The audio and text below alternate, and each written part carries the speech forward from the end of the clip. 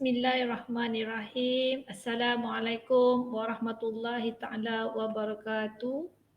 Ohayo gozaimasu. Alhamdulillahirabbil alamin wassalatu wassalamu ala asyrafil anbiya'i wal mursalin wa ala alihi wa sahbihi ajmain. Rabbi shrahli sadri wa yassirli amri wahlul 'uqdatam min lisani yafqahul qawli. Berjumpa kita sekali lagi dalam sesi bicara santai bersama pengarah MJI, saya sendirilah tu. Okey, hari ini kita akan membicarakan berkaitan dengan sejarah penubuhan MARA Japan Industrial Institute, yang mana satu lagi revolusi TVET MARA yang saya ingin kongsikan bersama-sama dengan tuan-tuan yang mengikuti saya pada pagi ini. Jadi kita masih lagi di dalam bulan sambutan Hari MARA yang ke-55, tersasul pula pagi ni. Okey, dengan tema iaitu menjunjung amanah dalam mendepani cabaran masa hadapan. So okey, ini adalah siri terakhir saya untuk sesi perkongsian pada kali ini. Jadi kita ingin berkongsi dan mengupas sejarah bagaimana MJII ditubuhkan di dalam TVET MARA. Jadi saya tak kupas institusi lain, saya kupas ataupun saya hanya share hanya untuk MJI sebab saya berada di sini, insya-Allah. Jadi bermulalah kita tengok sejarah yang dulu. Sebenarnya IKM asal nama KKTM ni sebelum ditukar nama, sebab siri pertukaran nama MJI pun saya akan cerita sekejap lagi. Jadi pada peringkat awal IKM Beranang ni diluluskan oleh EPU bersama-sama dengan 5 IKM yang lain sebagai projek tambahan di dalam rancangan Malaysia ke-7. Dan kelulusan ini telah pun diberi oleh pihak EPU iaitu pada 16 Oktober tahun 2000. Jadi dah lama dah. Ia merupakan projek tambahan daripada projek RMK7 yang telah diluluskan di peringkat awal. Jadi semasa kita submit ke EPU mencadangkan program-program yang bakal ditawarkan di IKM Beranang pada ketika itu. So ada 5 program pada peringkat awal iaitu Diploma Industry Design, Diploma in Product Design Technology, Diploma in Electromechanical Design Technology, so Diploma in Architecture Technology, Diploma in Multimedia. Jadi program ni adalah orang kata across pelbagai bidang yang ada. Ia ada orang kata mechanical, dia ada electronic, mechanical, ICT dan juga seni bina. Itu di antara kluster-kluster lah yang direka bentuk ataupun cuba didesain di IKM Beranang pada ketika itu. Tapi kemudian itu pihak Majlis MARA tidak bersetuju dengan program-program yang dicadangkan. Walaupun dah submit kepada EPU, tapi pihak Majlis MARA tidak bersetuju dan memohon ketika itu BPLK mengkaji semula program-program yang dicadangkan. Okey. Jadi pada mesyuarat majlis 21 Februari 2006. Jadi kita dah angkat dah cadangan program-program yang ditawarkan di semua pusat-pusat baru kan, KKTM dan IKM yang pernah saya ceritakan, yang saya kongsikan sebelum ini. So kita pun dah buatlah perancangan apa yang kita nak cadangkan di KKTM. Pada ketika ni dah tukar nama KKTM dah, KKTM Beranang. So kita mencadangkan KKTM Beranang ketika itu menawarkan pengkhususan dalam bidang elektronik. Dan kelulusan tu kita dapat pada 21 Februari tahun 2006. Jadi bila kita dah dapat kelulusan daripada pihak majlis untuk menawarkan program elektronik tu, kita pun melihat bahawa KKTM Beranang ni kita nak jadikan dia lain sikit lah daripada KKTM yang biasa. Kita nak dia ada orang kata collaboration dengan luar negara. Contoh kita ambil model lah PMI dan GMI. So maksudnya ada collaboration dengan G2G untuk kita tubuhkan institusi yang ada connection dengan luar negara. Dan pada ketika itu dikenal pasti adalah collaboration dengan pihak Jepun. Tapi malangnya pada ketika itu Malaysia dan Jepun sebenarnya telah pun mengadakan kolaborasi menggunakan platform G2G untuk menumbuhkan JMTI. So JMTI dah tertubuh. Jadi kita tidak boleh menggunakan platform G2G tu lagi untuk menumbuhkan institusi yang orang kata ada collaboration dengan pihak luar negara. Jadi kita dah tak boleh pakai platform tersebut. So tapi kita berminat untuk orang kata apa, menawarkan program, adakan kolaborasi yang lain. So maksudnya KKTM pada ketika itu memang kita rancang KKTM Beranang ni nak lain sikit daripada KKTM yang biasa. Jadi pada permulaannya tercetusnya idea ni sebenarnya kami di Ibu Pejabat terbacalah satu akhbar yang mana tak salah saya masa tu Cik Muhammad Azam bin Saleh, dia yang baca akhbar, terjumpa yang mana KPT Kementerian Pendidikan Tinggi ingin menubuhkan Malaysia Japan International University College ataupun MJIUC. So kita nampak KPT ni dia nak buat satu universiti tapi ada collaboration dengan pihak Jepun. Jadi kita nampak why not kita boleh juga mungkin berjumpa dengan mereka, bincang apa yang mereka boleh bantu untuk menubuhkan satu college yang ada Jepun punya content untuk membantu MARA lah. Jadi kemudiannya berjumpalah Cik Muhammad Azam ni, dia pun berjumpalah dengan Profesor Dr. Marzuki yang dah pun menjadi almarhum sekarang ini, yang merupakan, tak silap saya lah, dia adalah pengerusi ataupun kita boleh katakan founder lah untuk MJIUC. Masa tu tak tertubuh lagi, mereka baru merancang. Jadi MARA pun approach untuk mengadakan kerjasama dengan MJIUC. Lepas tu tapi MJIUC sebenarnya tak jadi. Tetapi mereka KPT tukar menjadi MJIIT. Tu yang ada sekarang di UTM Kuala Lumpur. So asalnya adalah MJIUC juga. Tapi macam mana berubah tu kita pun tak tahu. Mungkin ada kekangan-kekangan tertentu. Dan akhirnya mereka menjadi MJIIT. So itu cerita mereka lah. Tapi cerita kita, disebabkan kita nampak mereka ni ada inclination kepada Jepun, jadi kita kata why not kita collaborate dengan mereka, dengan MJIUC ni. Mungkin nanti satu masa nanti pelajar-pelajar daripada KKTM Beranang ni boleh menjadi feeder kepada universiti tersebut. Jadi apabila kita pun approach pihak UTM Kuala Lumpur dan saranan kita ataupun orang kata cadangan kita tu disambut baik oleh pihak UTM ketika itu. Khususnya Profesor Dr. Marzuki lah, dia menyambut baik, dia kata this is a good idea, why not kita collaborate. So akhirnya orang kata melalui Center for Artificial Intelligence and Robotic Cairo, yang mana Profesor Dr. Marzuki ketika itu juga adalah pengarah di center tersebut, telah membuat spin-off company menubuhkan Augmented Innovation Sdn Bhd. Dan kita pula melantiklah MARA melantik Augmented Innovation Sdn Bhd sebagai teknologi provider membangunkan KKTM Beranang. So kita nak kata KKTM Beranang ni memang ada kecenderungan dari segi teknologinya kepada Jepun dan juga budaya-budaya Jepun diamal dalam KKTM Beranang. So itu memang kita design special untuk KKTM Beranang. Kita tak nak sama dengan KKTM yang lain. Jadi bila dah dilantik teknologi provider lah yang orang kata mereka bentuk konten dan pelbagai lah banyak skop-skop dia tu.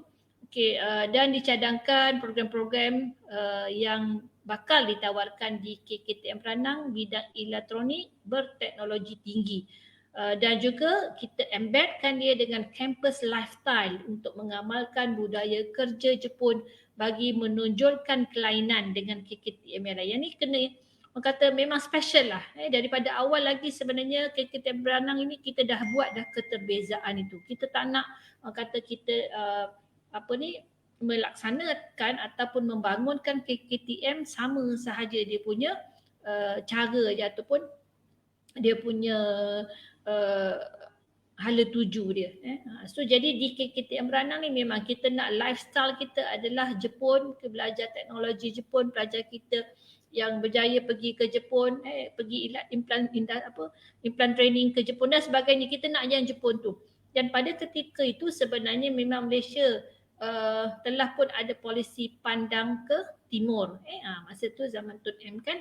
So memang dah ada polisi. So kita menyambut polisi tersebut, itu yang kita design MJI ni KKTM pada ketika itu jadi yang terbeza. Okey. Pada peringkat awal nama KKTM Beranang tu pun sebenarnya kita tak letak KKTM Beranang, KKTM dash MJII, iaitu pada ketika itu kita nak letak Malaysia Japan Industrial Institute. Kita ada dash KKTM dash MJII. So dalam MOA pun disebut sebagai KKTM dash MJII. So dia ada orang kata combination, orang kata dia ada kelainan di situ. So kita letakkan nama dia agak unik. Okey, kita nampak bila katakan bila Augmented Innovation tu kita nak lantik dia sebagai TP dan kita angkat proposal tersebut ke peringkat Majlis Mara, dan alhamdulillah pada 11 Disember 2006 Augmented Innovation ataupun singkatannya adalah AISB dilantik sebagai teknologi provider. Pada ketika itu ada 8 program baharu yang dicadangkan oleh pihak TP. Okay, kita dah tahu tadi bidang dah diluluskan, tapi kita nak refine balik dia punya program. So ada 8 pada peringkat awal yang dicadangkan oleh pihak TP, iaitu yang pertama Diploma in Engineering, Industrial Technology. Pengkhususannya adalah Product Design and Prototyping Technology. So dia but majoring dia lebih kepada elektronik, bukanlah kepada mechanical. So yang kedua adalah Diploma in Engineering, so dalam kurungan Industrial Technology, Machine Tools. Yang ketiga Diploma in Engineering, Industrial Technology, dalam kurungan Mold and Die. Yang keempat Diploma in Engineering, dalam kurungan Industrial Technology, pengkhususan lebih kepada Composite Material and Packaging. Dan yang kelima, 5 kan? So Diploma in Engineering, so dalam bracket adalah Electronic Technology, Embedded System and PCB Design. Kemudian adalah Diploma in Engineering, dalam bracket Electronic Technology, Instrumentation and Automation. Seterusnya adalah Diploma in Engineering, dalam bracket Electronic Technology, pengkhususan dalam Microelectronics Technology. Dan yang terakhir adalah Diploma in Information Technology. Yang ni dia lain sikit, dia ada Cluster Information Technology. So pengkhususannya dalam web-based application ataupun open source. Ini adalah 8 program yang diluluskan bersama dengan perlantikan AISB. Tapi kemudian pihak AISB, pihak TP kita, dia masih lagi mengkaji ataupun revise balik nama program-program ini supaya dia lebih relevan, lebih boleh di market, boleh mendapat tempat lah. Kalau kita kata cerita tu nama dia agak catchy dan orang faham. So selepas itu nama itu pun berubah, yang mana dicadangkan selepas pelantikan itu, iaitu Diploma in Electronic Engineering di dalam bracket Embedded System. Yang kedua Diploma in Electronic Engineering dalam bracket Robotic and Automation. Yang ketiga Diploma in Electronic Engineering Computer Electronics. Yang keempat Diploma in Electronics Engineering dalam bracket Microelectronics. Yang kelima Diploma in Electronic Engineering dalam bracket Data Transmission and Wireless Network. Yang keenam adalah Diploma in Electronic Engineering dalam bracket adalah Electronics Measurement and Instrumentation Technology. Dan ketujuh, Diploma in Electronic Engineering dalam bracket Component Packaging Technology. Dan yang ke-8, Diploma in Electronic Engineering dalam bracket IC Design. Ini adalah revision yang kedua oleh pihak AISB terhadap program-program yang bakal dicadangkan di KKTM beranang ketika itu. Tapi di pihak MARA pula, kita cakap dekat TP, for a start kita tak boleh jalankan 8 program. So kita kata hanya kita buat 5 program dahulu. So in future kalau ada keperluan kita akan tambah. So that's why selepas itu dijalankanlah 5 program yang sebagaimana kita lihat hari inilah, iaitu Diploma in Electronic Engineering Embedded System, Diploma in Electronic Engineering Robotic and Automation, yang ketiga Diploma in Electronic Engineering Microelectronic, dan yang keempat Diploma in Electronic Engineering Data Transmission and Wireless Network, dan yang kelima adalah Diploma in Electronic Engineering Electronics Measurement and Instrumentation Technology. Itu adalah 5 program yang setelah beberapa tapisan lah yang dibuat ataupun revision yang telah dibuat, akhirnya ditawarkan di KKTM Beranang. Walaupun ada slightly perubahan nama program yang bila kita mendapat MQA pula kita advised by the panel, so nama dia pun bertukar. Jadi masa kita mengangkat cadangan ke pihak Majlis MARA tu, kita cadangkan, kita kata kita nak lantik AISB sebagai teknologi provider. Lepas tu kita nak jadikan KKTM Beranang ni ada kelainan dengan Jepun. Maksudnya dia ada Jepun punya essence ataupun dia ada Jepun punya content. So basically yang itu tidak ada masalah.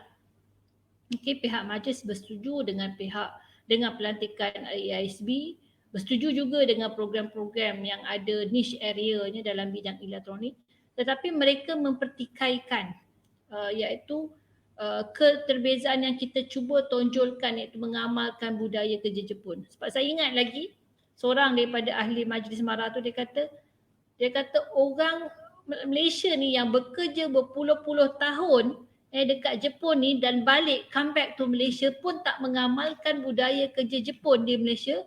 So macam mana you nak pastikan ataupun you nak orang kata guaranteed that college ini boleh mengamalkan budaya tersebut? Dia memang pertikaikan lah. Sebab dia kata kita nampak lah ramai orang Malaysia yang pergi bekerja berpuluh-puluh tahun kat Jepun, balik akhirnya dia dah terikut budaya di Malaysia, dah tak mengamalkan budaya-budaya Jepun. Mungkin disebabkan surrounding tersebut. Tapi kamilah pada ketika itu orang kata cuba mempertahankan juga kelainan ini, keterbezaan ini, dan alhamdulillah bila keluar keputusan pihak Majlis MARA bersetuju dengan cadangan KKTM Beranang ni menawarkan program elektronik dan dimasukkan elemen-elemen pengamalan budaya Jepun dalam aktiviti di dalam kurikulum dan sebagainya. Itulah sejarah KKTM Beranang ataupun sekarang dinamakan dengan MJI. Jadi it's not easy bila kita fight dengan Majlis MARA tu, memang pelbagailah pandangan mereka, ada yang setuju, ada yang tak setuju. Tapi alhamdulillah dengan orang kata berkat orang kata kita punya kesabaran, kita fight juga, kita nak juga yang ini merupakan satu college yang terbeza daripada yang lain dan akhirnya berjaya dengan hasrat tersebut. Okey, berkait dengan nama tu tadi, sebab dia bertukar-tukar kan sebagaimana yang saya sebut. Jadi sebenarnya pada tahun 2010 22 Jun masa ni dah nama BKT angkat semula penamaan program-program yang ditawarkan di KKTM Beranang. So itulah nama dia sekarang ni lah seperti embedded system, ada measuring in robotic automation, microelectronic, data transmission network dan electronic measurement and instrumentation. But now dia dah tukar untuk electronic measurement and instrumentation tu dah tukar kepada electronic measurement and control. Yang ni masa signing MOA hari itu. Bukan hari itulah, lama dah. Okey. Okey, sejarah pelantikan AISB ni bila telah pun diluluskan oleh MARA pada 11 Disember 2006. Jadi kita pun keluarkanlah letter of award kepada AISB pada 27 Jun 2007. So kita pun lantik secara official AISB ni dan signing MOA pada 19 Disember 2007. So kita pun adakan orang kata kontrak bersama-sama dengan pihak AISB dan nama ketika itu KKTM Beranang memang ada KKTM-MJII Beranang. Jadi kalau kita lihat balik skop TP TP ni sebenarnya pihak ketiga yang kita minta bangunkan, bantu MARA dalam menawarkan program baru yang kita tidak ada kepakaran, kita mungkin tidak ada pengetahuan yang cukup bagaimana kita nak membangunkan program-program di peringkat level tinggi ni. Jadi teknologi provider bertanggungjawab melaksanakan tugas iaitu membangunkan kurikulum dan silibus. Jadi di MJI sekarang ini pada ketika dulu KKTM Beranang memang kita ni kita boleh katalah kita adalah anak didik UTM Kuala Lumpur. But of course disebabkan perubahan masa, kita pun orang kata dah ada sedikit pengetahuan, dengan pengalaman, so kita adjust dan akhirnya menjadilah kita punya resepi kita sendiri. Dan selain daripada itu sebenarnya teknologi provider juga berperanan untuk mencadangkan ruang latihan according to the curriculum and syllabus yang dibangunkan. Lepas tu keperluan MNE dan juga ICT. Nah, ini penting sebab pada ketika itu KKTM Beranang ni dah dibangunkan. Di tengah-tengah jalan baru kita lantik AISB, kita propose dengan new program. Masa tu memang banyaklah changes, banyaklah perubahan-perubahan terhadap fizikal dia. Dari segi makmal, bengkel dan sebagainya. Lepas tu kita minta juga teknologi provider mencadangkan alat apa yang perlu kita beli merujuk kepada kurikulum yang dibangunkan. Begitu juga dengan bahan-bahan. Dan untuk pembangunan tenaga pengajar. Jadi teknologi juga perlu merancang pembangunan tenaga pengajar. So tadi kita kata kita nak ada Japanese culture di dalam KKTM Beranang. So teknologi provider kena bantu MARA design one is the kata suitable program untuk tenaga pengajar, bahawa bukan sahaja dari segi teknikalnya tetapi dari segi aspek budaya juga mereka ada supaya program-program yang ditawarkan di KKTM Beranang pada ketika itu berjalan sebagaimana yang diharapkan, yang dihasratkan.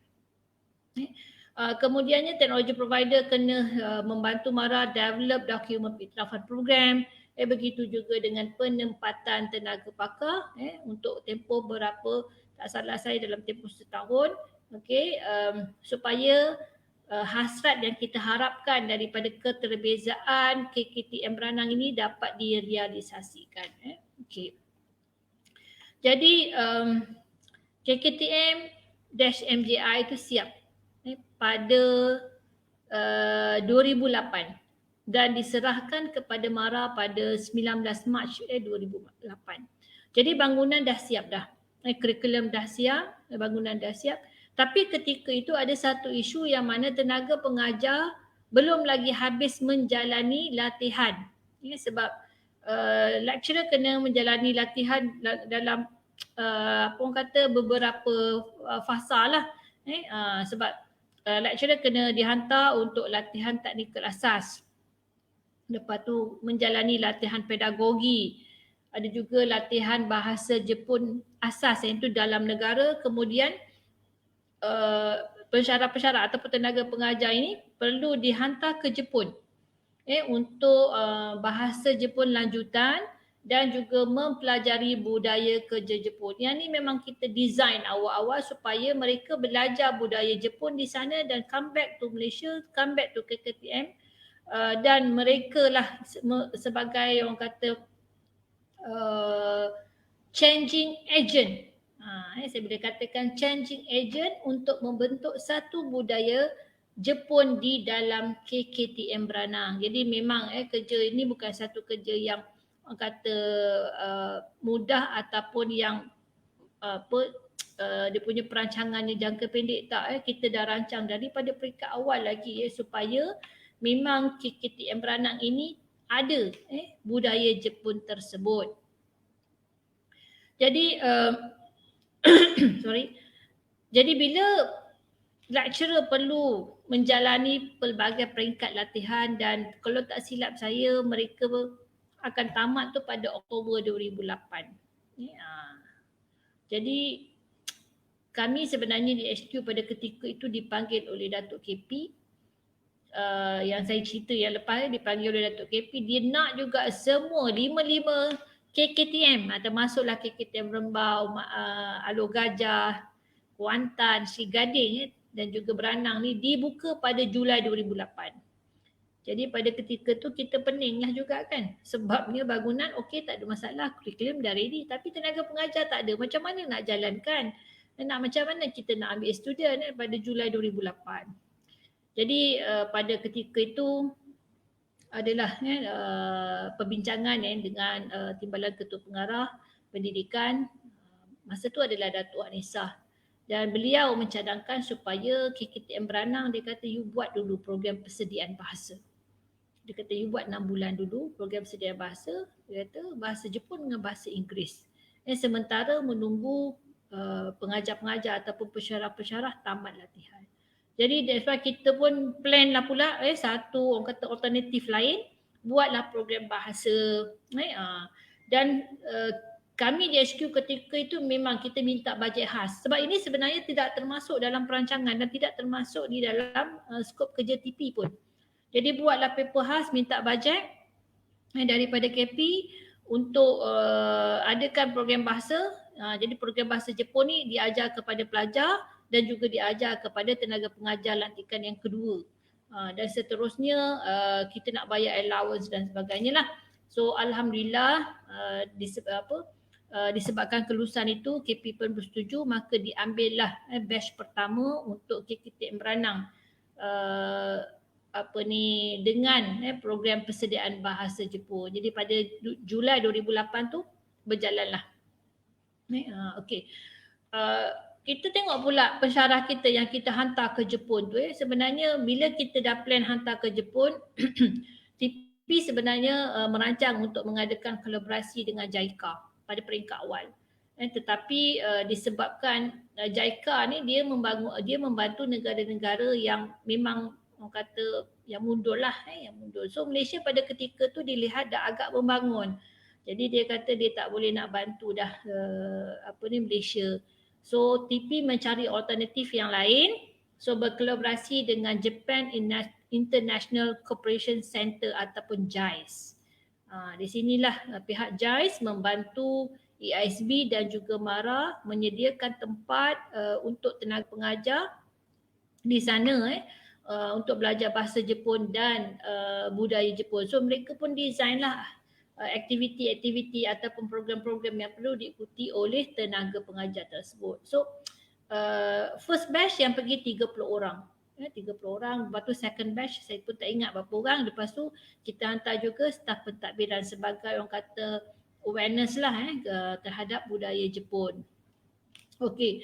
Jadi bila pelajar habis dah belajar bahasa Jepun satu semester, so batch yang pertama yang mengikuti program Diploma in Electronic Engineering adalah pada Januari 2009. Itu adalah batch pertama. Kiranya batch pertama yang awal dia belajar bahasa Jepun. Lepas tu dia barulah ikut Diploma Engineering. Kan? Tapi maksudnya Diploma Engineering tu yang pertamanya pada Januari 2009.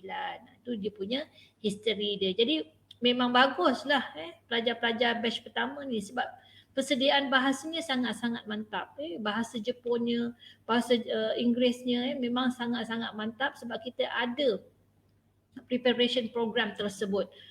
Jadi itu keistimewaan batch pertama bagi pelajar-pelajar di KKTM Beranang.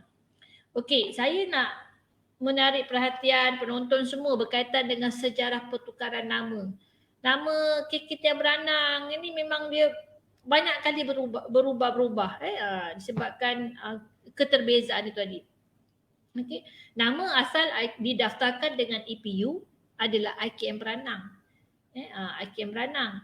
Tapi diluluskan pertukaran IKM kepada KKTM pada tahun 2003 tu, so namanya jadi KKTM Beranang. Kan? Lepas tu bila kita nak buat program dengan orang kata ada Japanese accent di situ, maka kita nak talentkan dia nama Jepun.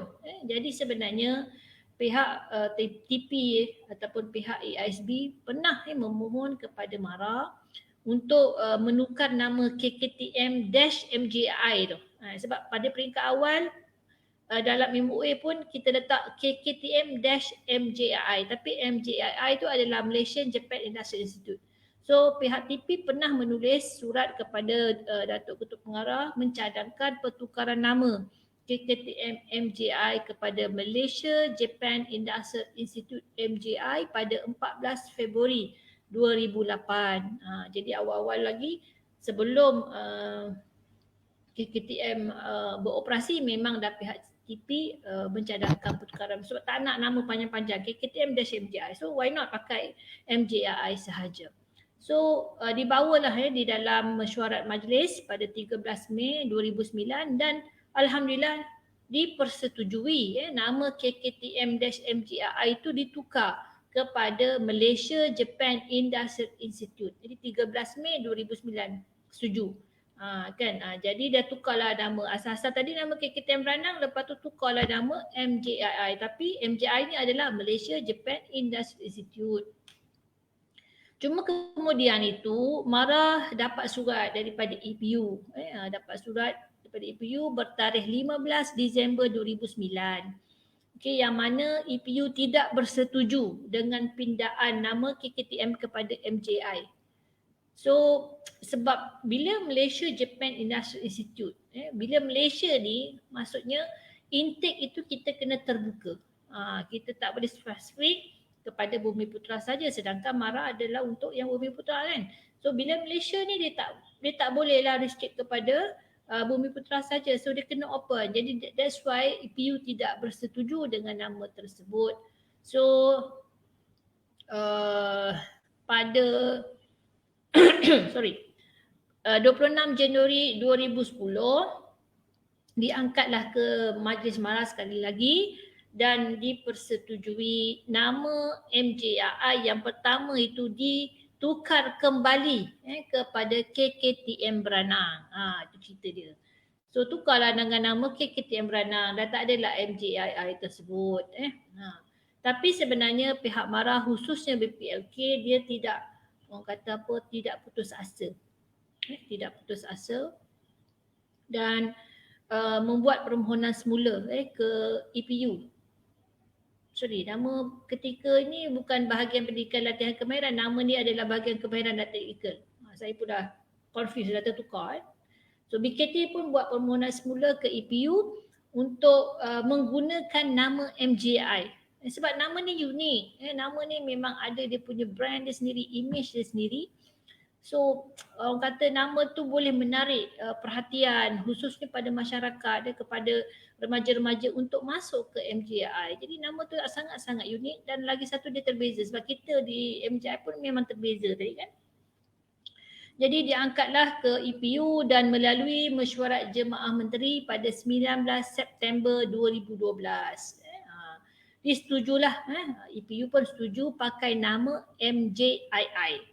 Tapi bukan Malaysia Japan Industrial Institute. Ini ditukar kepada MARA Japan Industrial Institute supaya ini memang institusi di bawah MARA, so kita khusus kepada Bumiputera sahaja. Jadi nama kita jadilah balik MJII pada tahun 2012. Dan tapi walaupun nama tu bertukar, nama dah dapatlah nama MJI tu kan. So dia ada brand dia sendiri tu. Tapi logo pula masih lagi pakai logo KKTM yang bentuk oval tu kan. Tapi cuma ditukarlah perkataan KKTM tu kepada MJII. Jadi masih lagi lah dibayangi dengan orang kata image KKTM tu, sebab nama dah lain tapi logo tu masih lagi pakai logo KKTM. Jadi kita pun di MJI masa tu mengangkatlah cadangan untuk menukarkan logo supaya ada identiti MJI itu sendiri. Saya rasa beberapa kalilah telah, tak salah saya 2-3 kali angkat tak lulus juga.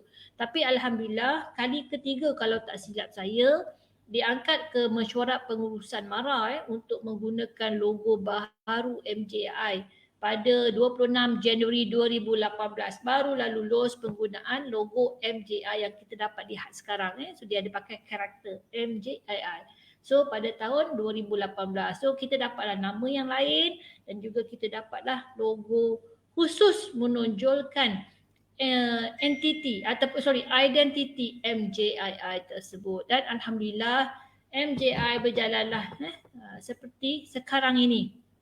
Yang mana dia ada keterbezaan elemen ada elemen Jepun di dalam MJI, khususnya kita mewajibkan para pelajar mempelajari bahasa Jepun sebagai bahasa ketiga. Itu yang kelainan tu, sebab di tempat lain tak ada.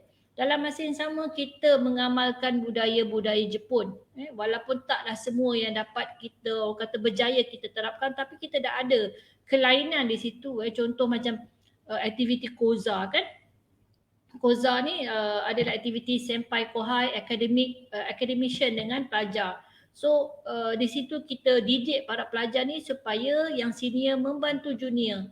Koza head membantu dia punya student-student. Jadi di situ kita boleh eliminate dari segi isu-isu bully dan sebagainya. Dalam masa yang sama kita senior-senior ni membantu adik-adik dia untuk mengharungi kehidupan di MJI, mengikuti pengajian dan sebagainya. Itu saya nampak ada keterbezaan dengan tempat-tempat lain. So dia punya hubungan tu sangat-sangat akrab. Kita juga ada amalkan 5S sampai sekarang ini merupakan environment, quality environment. Kita nakkan bersih, kita nak sekitaran yang ceria dan sebagainya. Kita juga buat kaizen, kita ada juga kata penambahbaikan berterusan dalam semua aspek. Dan lagi satu yang uniknya Taiso lah kan. Ada juga orang tak suka kan, tapi tak apa. Taiso ini sebenarnya adalah brand MJI sebab walaupun asalnya memanglah Jepun, tapi kita yang buat. Pagi-pagi ada Taiso sebelum pergi ke kelas ataupun melaksanakan aktiviti. Inilah di antara kelainan-kelainan yang ada di MJI. Istilah pun kita tukar. Kita tak pakai pensyarah, kita pakai sensei dan sebagainya. Jadi saya rasa keterbezaan ini